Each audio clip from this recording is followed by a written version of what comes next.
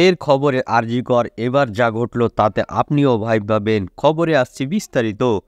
আরজিকর হাসপাতাল আবারও সমস্যার কেন্দ্রবিন্দুতে। বৃহস্পতিবার দুপুরে হাসপাতালের সার্জারি বিল্ডিংয়ের নিউ সার্জারি ওটির ফলস সিলিংয়ের একটি অংশ ভেঙে পড়ে। সে সময়ে অপারেশন থিয়েটারে কেউ উপস্থিত ছিলেন না, তাই কোনো আঘাতের খবর পাওয়া যায়নি।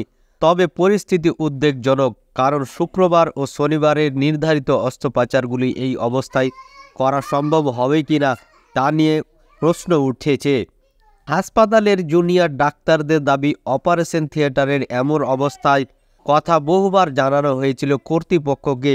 যদিও সংস্কার কাজ শুরু হওয়ার কথা ছিল, সেটিও এখন শুরু হয়নি।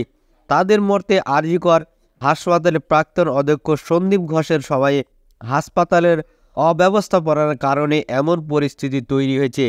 আরজিকরের প্রাক্তন অধ্যক্ষ সন্দীপ ঘোষ দুর্নীতির অভিযোগে বর্তমানে গ্রেপ্তার।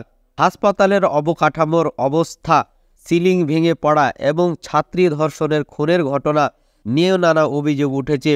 হাসপাতালের বেহালদশা নিয়ন্ত্রণ ও সংস্কারের গুরুত্ব অনেক বেশি হলেও কার্যকর পদক্ষেপের অভাব স্পষ্ট হচ্ছে না। ওটির সিলিং ভেঙে পড়ায় শুক্রবার এবং শনিবারের নির্ধারিত অস্ত্রোপচারগুলি করা সম্ভব হবে কিনা তা নিয়ে সন্দেহ তৈরি হয়েছে।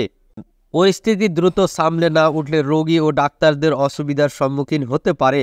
হাসপাতাল কর্তৃপক্ষ অবিলম্বে সংস্কার কাজ শুরু করার জন্য ডাক্তারদের তরফ থেকে আহ্বান জানানো হয়েছে।